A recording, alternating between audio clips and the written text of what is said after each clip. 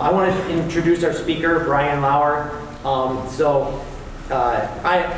We were going recently over two different sermons. We were going over the topics of Genesis and in the beginning, and one of the ones before that was being self-feeders. Both of these actually really made me think a lot about Brian and my encounters with him and his talks on creation science and being a self-feeder, not only in the Word and in the Bible, but also in many other aspects of our life. So Kendra and I met Brian at St. Cloud State University when we were going to college up there, and we were intrigued by his bravery and was sharing the gospel on campus, which we quickly found out was quite a hostile place for Christians. And he continued to show up and to show love and to engage with the students and really be a light in a dark place. We ended up attending some of his creation science talks and attending his church with him and befriending him and befriending other people at the church. And as time has gone on, we moved away from St. Cloud State University, but we've stayed in contact with Brian through his emails and his YouTube posts on his channel, Solidify Your Faith. Brian is very active in sharing his research and the gospel far and wide. Just this last year, he's flown to Texas and Nebraska to attend creation seminars. He was on the Kent Hovind podcast twice. He interviewed with Real Science Radio, gave creation tours at the Como Zoo and the Hastings Zoo. He has done one-on-one creation versus evolution debates, and he has spoken at universities and many churches. And I'm sure there's a lot more that I'm not covering, but I won't keep you here all day. One other accomplishment that I will note is that Brian and Kendra's brother Samuel both helped set up the Creation Science Club at St. Cloud State University, and they're actively engaging and including students in the college now. This brings us to why I believe that this topic of creation science is very important. Research shows that many children who are raised in Christian homes are falling away from the faith, and a high percentage of these Christian children are falling away from high school age to college age. And during this time, there's a lot of factors that are going on that play into this, but I know that one is that they are coming into conflict with evolution. And they're surrounded by teachers and professors that are presenting this to them, and that's very difficult for them when they come home and they're at church and they're like, this doesn't quite match up with what I'm learning in church. And they ask a lot of these children who have fallen away, why? And they said that their parents and their pastors, they didn't have good answers for the difficult questions that they had. And so they asked the faithful students, why did you stay to the faith? What kind of helped you to hang on to it? And a good portion of them said that they had some exposure to creation science and that there are ways to look at the facts that we have today through a creation in a Christian lens rather than through the worldly secular lens. And that's true in my life. I think that's really been a factor that's helped me hang on to the faith, is to be able to look at it through that light. I'm confident that Brian, even if you do have some hard questions, that he has some very interesting answers, or he will at least generate some very interesting discussion, and I hope that it'll encourage you to hear what he has to say and also to do your own research and to dig deep. Brian, thank you so much for coming this morning. I will hand it over to you. All right. Well, thank you. Thank you so much. This is a blessing. Oh boy, that was the best introduction I've ever got. Wow, and it was just kind of striking me. That was a long time ago, and then to have them continue to be faithful in the Lord and have like Naomi and Enoch. Boy, there's some blessed kids to have parents like that, and then to have to meet Kendra's brother this year on the sidewalk, and to have him help start the Creation Club. It's really a blessing, a tremendous blessing. And it was a blessing here to hear the scripture this morning and to hear those songs, because Marcus, we were talking about that on the drive down to Westby, Wisconsin. He's a St. Cloud State student that gets me a kiosk now. He's trying to start a club there, a conservative club on campus, and I'm not sure if you know this or not, but St. Cloud State is not a Bible college. not even close. And so we go there, and it's a lot of fun. And just to let you know a little bit about what we've been doing, we were at the Living Waters Bible Camp Creation Conference for the last 2 days, and heard some great speeches. And I had 2 tables there. One's the Twin Cities Creation Science Association, and you can't read it, but it says "Creationists Wanted." There's a battle going on, and this battle is in every area. There's a battle between God's truth and Satan's lies. And if we don't know what the truth is, we're going to believe the lies. And we have an opportunity to destroy the Big Bang right now. We've got all the information, we've got accurate predictions, we've got the wind at our back, and we've got easy access to this information, but what we don't have is enough people doing something. So we're going to cover some of the stuff today, and maybe there's something that's like, man, I could do that. Like on the way down, anybody ever been to that Eagle Center in Wabasha, the National Eagle Center? Yeah, well, we went through there, and as we were walking in there, we were driving up there, it's like, well, how many times do you think we're going to see millions of years? You know, or billions of years? And I thought we were going to at least see it a few times, so we never saw it once, but what we did see was the Tongue Child exhibit. And then it says that it was an ancestor to humanity. And I just did a talk on this last year. Dr. Carl Werner, he came out with 3 books uncovering, he says, 150 frauds in human evolution. And I just happened to have this book with me for that table. And so I went in and I showed him, that skull is a chimp skull. It's a juvenile chimp skull. And I showed that to one of the workers, and she was very interested in what I had to say. It's like, you can't believe anything nowadays. And I said, and she was always wondered, what does a tongue child have to do with eagles? And she said, you should talk to the people in the next building. And so I did. And they had me call somebody and talk on the phone, and he was interested. So they took a picture of this. They took a picture of the next page where that guy who found it, he was ridiculed by his contemporaries, and yet he got promoted. They want to pay for a lot of bad information to go out there, and then they took a picture of this. This is Dr. Carl Werner's Human Evolution. You can get these at thegrandexperiment.com, I believe. And it's a great coffee table book. Oh man, it's got so much information. We heard Dr. Andy McIntosh, he spoke at the conference, but on Tuesday night he spoke at the University of Northwestern. So I recorded it, and then when I edited it, I went to St. Cloud State. And this is a sign that's on my bike, and that's in front of the science building. Did hydrogen and helium really turn into people? Because that's their belief system. The Big Bang made hydrogen and helium, and here we are. And so I had that question, and I went in and I edited. This is my office. It's just in a hallway. And the sign says, where's your faith, blind chance or a creator? Because everybody has faith. And I think everybody should have all the information so they can make informed decision. But what's being taught in our classes is just a blind chance perspective. That's the Big Bang and evolution. I just call them blind chancers. That's like thinking this church got put together by blind chance. That'd be pretty absurd, right? Well, how much more absurd to think our bodies got put together by chance? And I tell that to students over and over again, and sometimes their minds start thinking. And then I got out to my bike, and there was a little sticky note on it.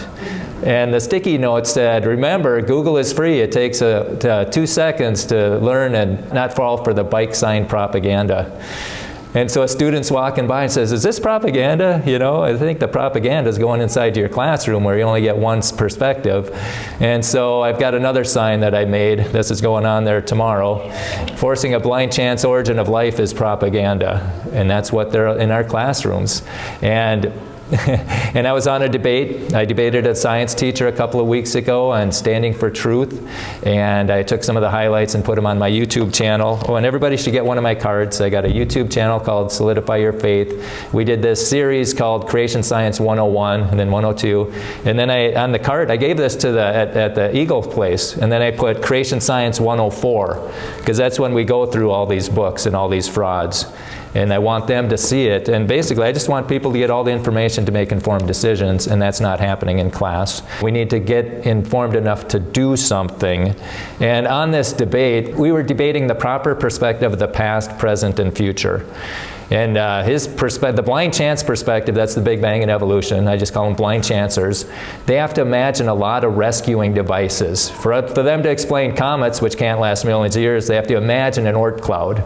For them to explain the Earth's magnetic field, which can't last millions of years, they have to imagine a dynamo. For them to explain spiral galaxies, which can't last, they used to be wound up, they have to imagine dark matter. And then they have to imagine, there's just a few more of them. The multiverse, we're in the perfect universe. If anything was just a little bit, it wouldn't have happened. But if there's an infinite number of universes, that's the multiverse. And so that blind chance perspective is based on imagination and fraud. And I don't think that's the proper perspective. I think a much more realistic perspective is the creation timeline. It's based on facts and logic. It's logical that a painting had a painter. It's logical that a building had a builder. And it's logical that a creation had a creator. They believe two of the three. But the creation, we got here by chance. That's illogical. And we don't have to have any we don't have to have any rescuing devices. We can explain comets because they're not millions of years old. Our magnetic field's not not millions of years. We can explain all of that. It's very logical and it's very factual. And I'm trying to get people to get all the information to make informed decisions, and nobody should be upset about that. But there's a lot of people who don't want that. And in that talk, I showed him this. He said, well, how did God make the universe? Did he use laws of physics? And I said, well, he didn't use the first law because he made matter out of nothing. That violates the first law. And he organized it, so that violates the second law.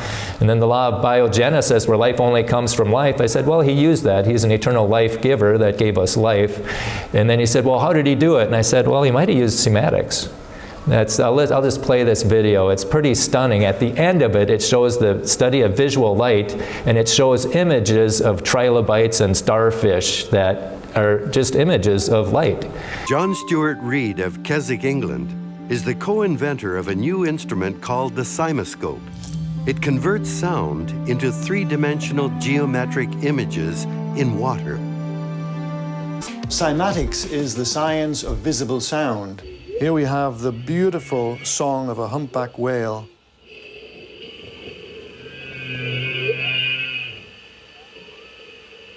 Some of this geometry that we're seeing is just exquisitely beautiful. When we look at some of the other cymoscope images, we are seeing so many forms that resemble early life forms in the ocean. The cymoscope may someday help us determine whether this is just a fascinating coincidence or new evolutionary biology. Or evidence that God said, let there be. And so the voices made those images, and then you can see this on YouTube called Sonic Magic, and it's on the True Story documentary channel. And at the end of the video, they show this kid, or this boy, he grew up with cancer, so he lost an eye with 9 months, and he lost another eye at 13 months, and he started clicking with his tongue, and he can echolocate. He'll be clicking like crazy, and he'll be out there and he says, this is some sort of court, and the basketball hoop is right, boom, and he touches it. It's just amazing what God's built into us. And I wonder what else we can do, and we're just not even thinking of it. But yeah, those are some good resources. I got good news and got bad news. The good news, this is the most recent Gallup poll. The top line are those who believe that God made man in his present form less than 10,000 years ago. So that's the majority. The bottom one is that man just came about without God over millions of years. And so we're ahead, but we're falling.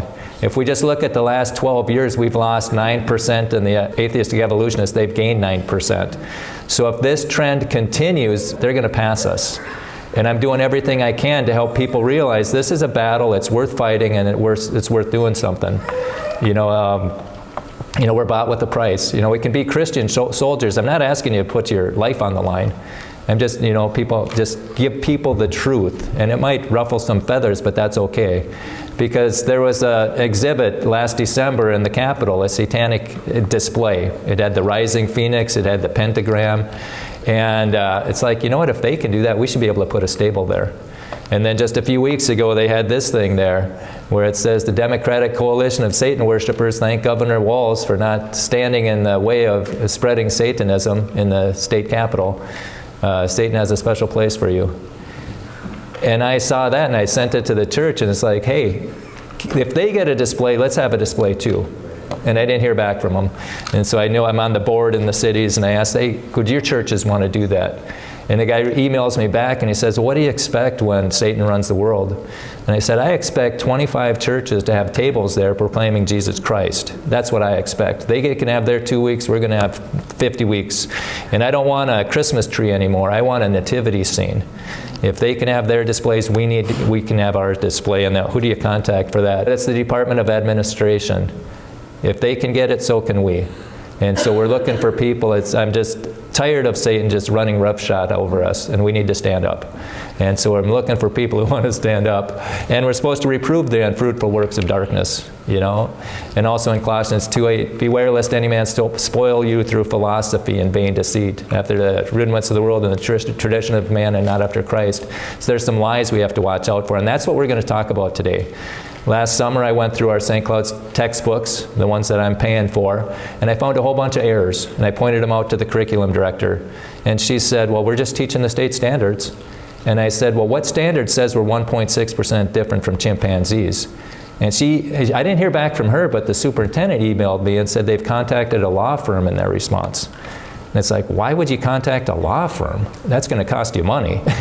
You know, why don't you just contact the publisher and get this questionable information out of there, or at least have them justify it? So then I went to the school board meeting, and I made a comment. You know, it's like, well, you guys, I mean, they're not doing it, will you do it? And they said, apparently the superintendent said, well, the curriculum director is working on it with you. And it's like, I wouldn't have to be here if they were working on it with me. So you can see that on my YouTube channel too. There's a school board playlist. So if you want to see what I spoke to them. And I went in there thinking everybody wants accurate textbooks. And I walk away realizing nobody wants an accurate textbook. They're bureaucrats. They'll teach what the state wants them to teach, even if it's wrong. And so we'll show you some of the things that I found. And you can see this. This is Creation Science 108. I'm just going to skim over the top, and you can see the sources there. But this says you probably figured out that water equals life.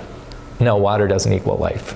You know, life it can replicate. You know, if you have a glass of water, are you going to have 2 glasses in the morning? You know, water doesn't replicate. It is not life. And so that's false. And then it goes on to say that the chemicals, the raw ingredients that make up life, are constantly sloshing around, bumping into each other, you know, in the water. They have degrees of freedom, combining into new chemistry. Over millions of years, that process can lead to living organisms. And no, it can't. Water breaks apart molecules faster than they get put together. And this is that long story short video. And it really, I mean, they can't even make a cell membrane. How in the world can they make a cell? And this is just, this one kind of, long story short, they take a complicated topic and they put it on the lower shelf so I can understand it. To give you a sense of scale, if a proton were the size of a housefly, then a bit that the cell would need to let in, like this amino acid histidine, would be roughly the size of the country of Monaco. And the smallest known cells would be roughly Sweden-sized. Those are the approximate scales that we're working with. Basically, Sweden would need to keep houseflies out, while at the same time letting the Monaco-sized things in. If the membrane let too many fly-sized protons slip in, the cell would die. So the membrane has to be tight enough to not let these teensy-weensy protons in, but also porous enough to be able to let these relatively gigantic things come right on in. These conflicting requirements of the membrane are a real head-scratcher. Yeah, and they can't explain it. And it also has to let out the waste. We can't do that. And this is on YouTube, long story short, excellent videos. And you're going to have a sheet. It should, I don't know if I put that one on the sheet that you have. It's a cheat sheet to get you up to speed on what you can do. And then they also say that the chemical origins of life, the one with perhaps the most scientific support, is sometimes called the prebiotic soup model. So again, they say that life starts in water. And I played this at the school board meeting. It's a minute long. This guy's got a PhD in chemistry explaining why life cannot begin in water. We're taught that chemical evolution started in the oceans, but you say that's the last place you'd expect to look. Why? Well, okay, to build up a big molecule called a polymer from many little molecules called monomers, for instance, proteins from amino acids and DNA or RNA from the nucleotide building blocks, every step of the way, every combination spits out a water molecule. They call that condensation. But if you already have water molecules dissolving these things, then the water would come back and actually break that bond apart. It's called hydrolysis. So if you try to do this in water, it's the hydrolysis, the breaking apart that would happen and not the forming. In fact, chemists who want to make proteins or DNA or RNA, they exclude water as much as they can. They even have water absorbing chemicals to draw out the water. So a primordial ocean is the last place I'd expect to find these polymers forming. And so I played that at the school board meeting, and I said, does your curriculum director have a PhD in chemistry? You know, do your science teachers have a PhD in chemistry? Do you think they should listen to this so they aren't teaching error? And I don't think they ever found out what I ever said because they don't broadcast it. And so when I asked what standard says we're 1.6% different from chimpanzees, this is an evolutionist website. And look at how they had to fudge the numbers, manipulate the numbers to get 1.6%. If a genetic paragraph, thousands of letters long, appears twice in a human scroll, but only once in its chimp counterpart, should that second human copy count as thousands of changes, or just one? And what about identical paragraphs that appear in both genomes, but in different places, or in reverse order, or broken up into pieces? Rather than monkey around with these difficult questions, the researchers simply excluded all the large mismatched sections, a whopping 1.3 billion letters in all, and performed a letter-by-letter comparison on the remaining 2.4 billion, which turned out to be 98.77% identical. So, yes, we share 99% of our DNA with chimps if we ignore 18% of their genome and 25% of ours. We may not actually be 99% chimp, but we are 100% great ape, and at least a little bananas. So you notice how they had to manipulate everything? And I asked the science teacher, I asked him, which genome is bigger, the chimps or humans? And he didn't know. And the chimps is bigger. You know, we're 3.1 billion, they're 3.3 billion, so they're like 6% bigger. So how can something that's 6% bigger be 1.6? It doesn't make sense to me. But there's other things. And this one's a good one too. This is Genesis apologetics. And what we need, if you're in those classes, it's important to ask questions. Because when you ask questions, it helps the whole class realize they don't have this figured out. You may have heard that human and chimp DNA are 98% similar. Well, that's not quite accurate. First, the chimp genome is about 4% larger than the human. Second, they only compared similar sections from each genome when they came up with a 98% similarity figure, also excluding 25% of the human DNA and 18% of the chimp DNA. Well, how similar were the two genomes when they were compared side by side? Between 66% and 84% at most. Okay. I know evolutionists needed that 98% to be able to support the idea that humans branched off about 6 million years ago. So if it's only actually 84%, wouldn't that be too many genetic changes for the evolutionary timeline? Yes, there's some big problems with it. Actually, the mutation rate points to 6,000 years, and there's other things that you'll see on that sheet too. And then I saw this, I couldn't believe this. These are Haeckel's fake drawings, or images of Haeckel's fake drawings, which were proven wrong 100 years ago. And Eugenie Scott says basically, well, I'll let it put it in her own words, but they're frauds, they're fakes. In reality, they don't look anything like that, and if you want to see them, go into that talk. And actually, it's been known for 10 or 15 years that Haeckel's embryos are not to be relied upon. The reason why the diagrams are reproduced is because they're easily available. There's no copyright on them. It's an easy way to illustrate a point. Yeah, well, if you have to lie to illustrate a point, maybe get a different point. And it's the poster in the back, you'll be able to see the images that were in the book, Haeckel's fake drawings, then also the actual drawings. And so, yeah, it's just a fraud. And this one says that scientists haven't been able to come up with a working hypothesis as to why our retinas are set up backwards. And according to the Smithsonian and PubMed, it's like, no, there's reasons for that. Those glial cells in front of the photoreceptors, they act like fiber optics. And they also filter out UV light. So this is a false statement. This one says that Lucy had a nearly complete skeleton. You're an almost complete. And does that look almost complete? You know, that's mostly missing. But that's what they say in the textbooks. It's remarkably complete, nearly complete, almost complete. And it's like, no, it's not. And what did they do to Lucy's hip to make her walk upright? They cut it. The perfect fit was an illusion that made Lucy's hip bones seem to flare out like a chimp's. But all was not lost.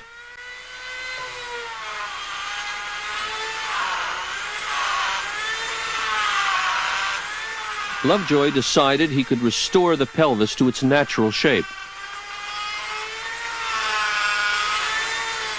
He didn't want to tamper with the original, so he made a copy in plaster. He cut the damaged pieces out and put them back together the way they were before Lucy died. It was a tricky job, but after taking the kink out of the pelvis, it all fit together perfectly, like a three-dimensional jigsaw puzzle. As a result, the angle of the hip looks nothing like a chimp's, but a lot like ours. Well, I hope so. You know, if you put it back to cut it and put it back together the way you want it. And so we've noticed how they manipulated the numbers and the data. Now they're manipulating the whole fossil. So we've been lied to. And this tree of life is false. It doesn't match up with the genetics. It's just wild all the time. And the science teacher that I debated said, well, it doesn't pop on the scene. You know, everything like the Cambrian explosion, all these different body parts got on the scene with no transitional anything. Is the Cambrian explosion the exception? Because we usually hear the fossil record clearly demonstrates that organisms don't suddenly appear.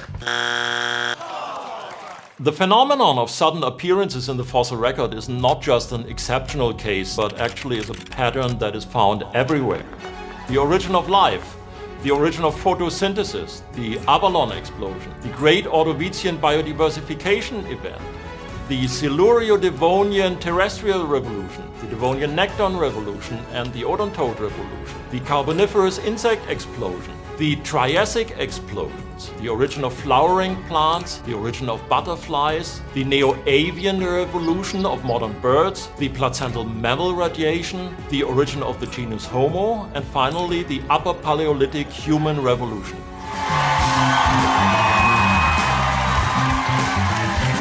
Yeah, and so the evidence, it doesn't predict what Darwin. You know, Darwin said he had find these gradual transitional fossils, and he said we don't have them because we haven't found enough yet. Well, now we found enough, and we don't have transitional. And that's why they came up with punctuated equilibrium. If they had the transitional fossils, they wouldn't have to come up with that or the hopeful monster. And there's 1,200 scientists disagree with Darwinian evolution. And I was talking to Senator Putnam one time after one of his meetings. I'm talking about these errors. And then I said, when they teach evolution in class, can they tell them that 1,200 PhD scientists disagree with what they just taught? And this is from dissentfromdarwin.org, and it's from Princeton and Columbia, everything. And you could put your job on the line when you sign that. But I emailed him that, and he never responded, you know. They also came up with the third way of evolution. .com. Yeah, thirdwayofevolution.com, because mutations and natural selection do not work. And I don't have time to go into why that is. And then it says that the Earth's oldest rock was discovered in 2008 by Hudson Bay, which is false because in 2019, NASA came out and said the Earth's oldest rock was found on the moon. And it formed 12 miles beneath the surface. And that's what we're going to talk about in Sunday school, is how, and that's the hydroplate theory. Hydroplate theory perfectly explains that. It explains 25 major features on Earth and in the solar system. You know, why is the near side of the moon pounded? I mean, the Earth should protect the near side. It should be the far side.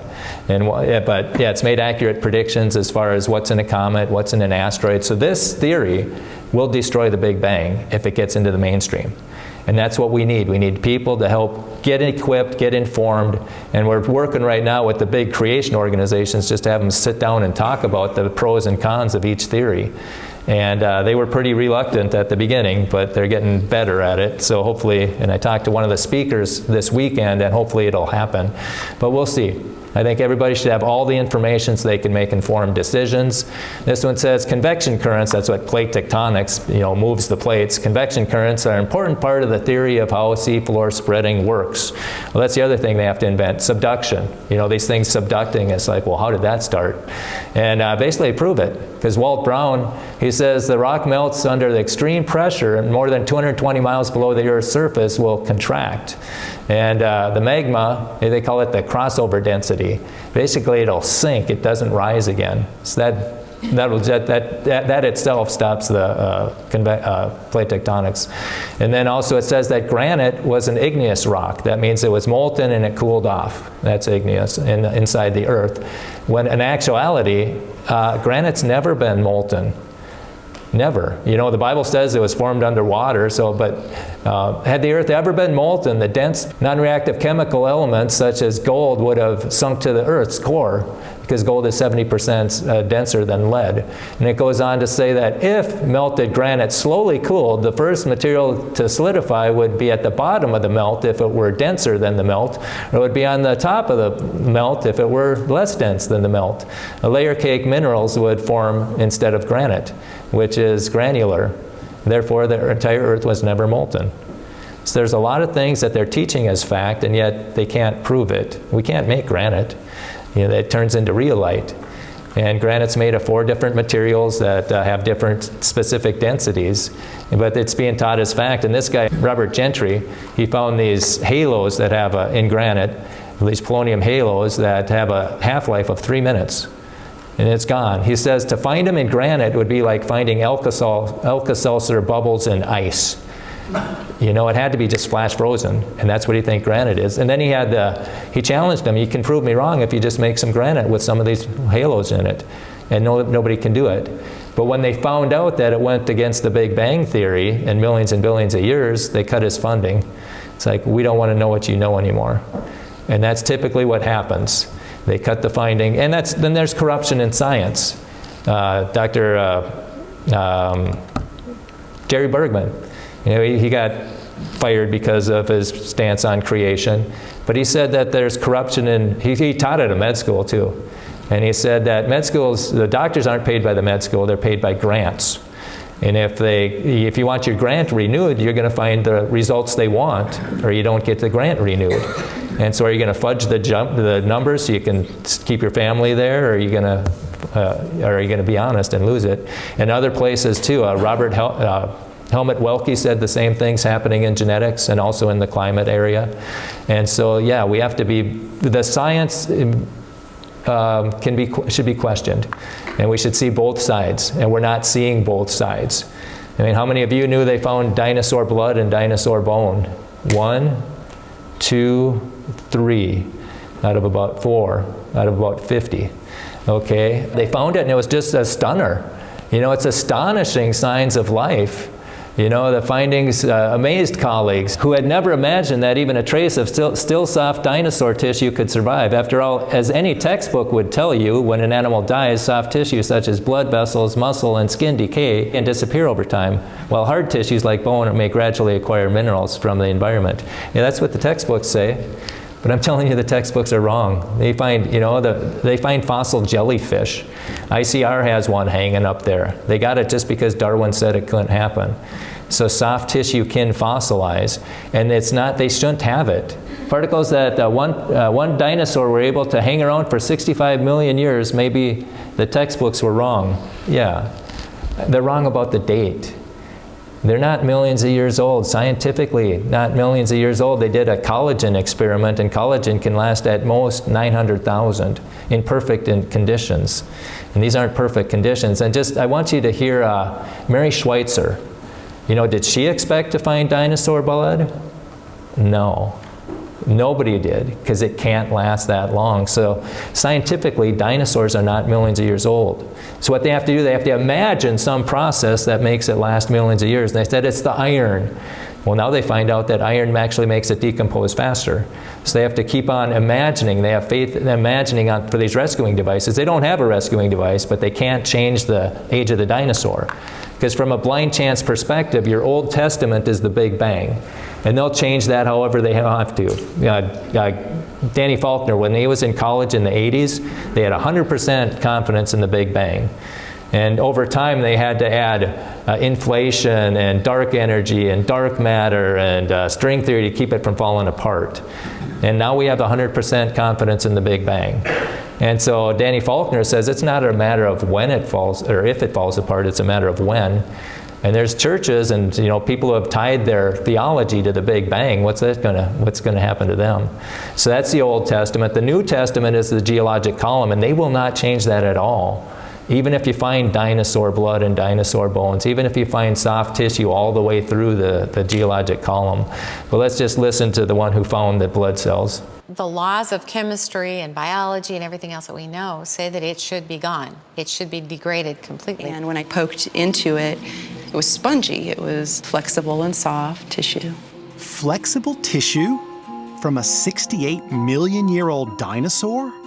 Blood vessels. There they are. Transparent, hollow, pliable, flexible, branching blood vessels that contain small, round, red microstructures floating in the vessels. I said, this is not possible. Do it again. We got another piece of bone. We put it in the solution.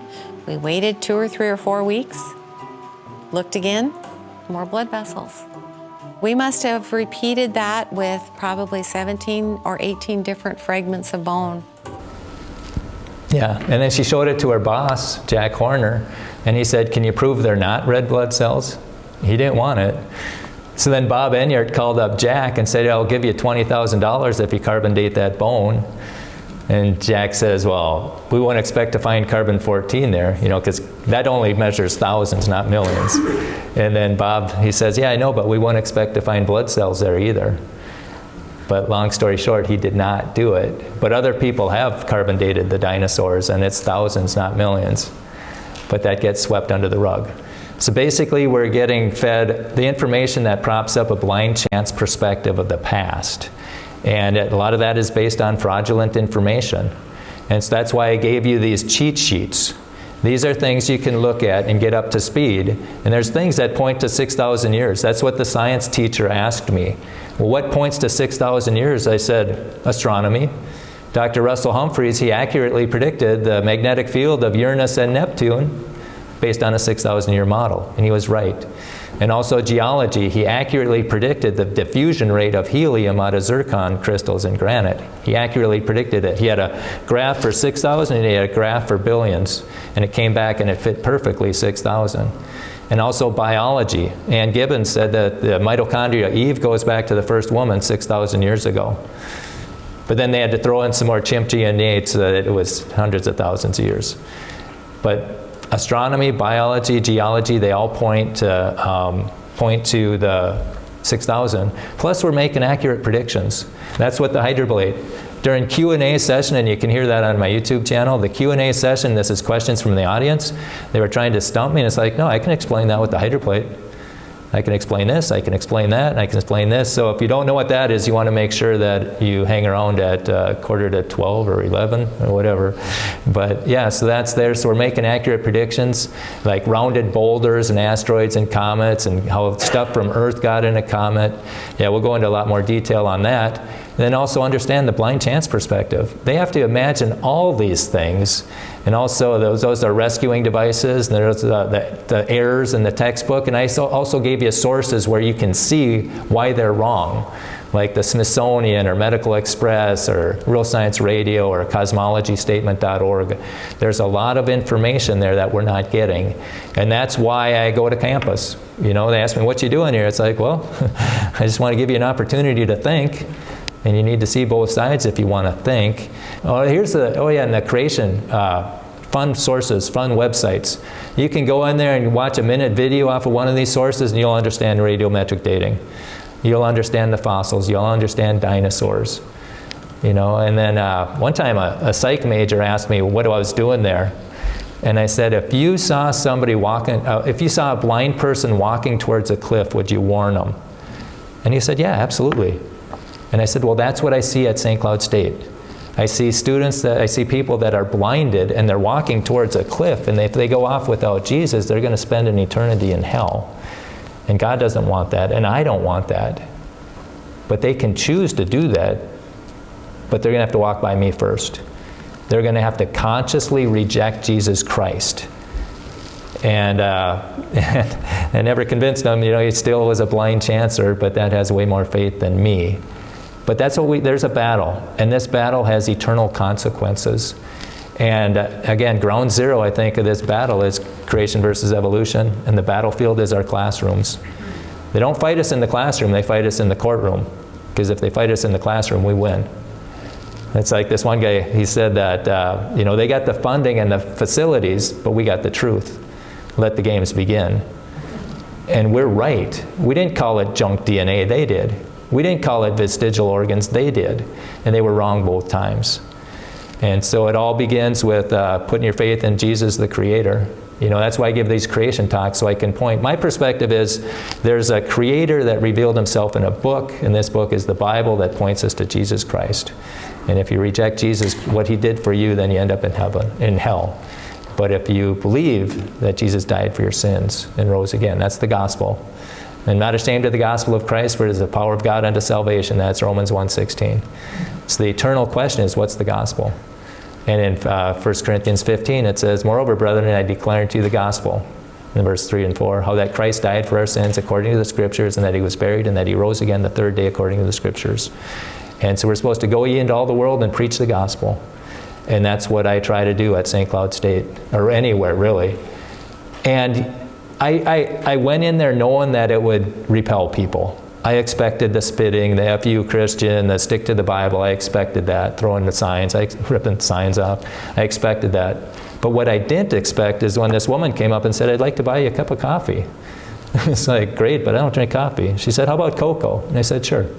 "How about a pastry?" And I said, "Sure." And it was a cold day. And she went in and got it. And it occurred to me then, yeah, Jesus repels, but he also attracts. And he repels the people I don't necessarily want to hang around with anyway. But he attracts some of the neatest people in the world. And so I just encourage you, everybody to step outside the comfort zone, stand boldly for Jesus Christ and creation. We've got churches that bicker amongst themselves about what's the right way to worship, while hypocritically they're both paying property taxes to teach kids there's no God. And I'm thinking, let's just agree on getting accurate textbooks for a few years until we get that cleaned up, and then we can go back to bickering. That's what I'm trying to do. It's if the taxpayers and the Christians realized what they're doing with our money to teach false information. And I've talked to representatives and senators saying, hey, can we defund schools that knowingly teach false information? And one of them said, we can't touch it. The Department of Education, they run everything. We can't even vote on it. But he said there should be some legislation in place where if something is challenged, they have to defend it. So hopefully they get that accomplished at least. But in the meantime, we need to share this information with our kids and grandkids and nieces and nephews so they don't buy the lie of Satan. And so, and I encourage people to vote with their money. If you're going to buy a Christmas gift, get them a creation magazine, a subscription, have it come every 4 months. Or something that's going to build their faith in the Creator, Jesus, because there's a culture that's trying to kick their legs out from underneath them. And my uncle one time, he said, "I'm glad I'm old," and he was 85. And I'd never heard anybody say that. And I said, why would you say that, Uncle Gibb? And he said, because I wouldn't want to grow up in this world. The kids are very confused. They're being fed a lot of lies at very young ages. So we need to get busy and get in this battle. We need more Christian soldiers. We're not going to die for this yet. But we need to stand up for Christ and creation. And so with that, I'll hand it over to Pastor. And thank you so much for your attention.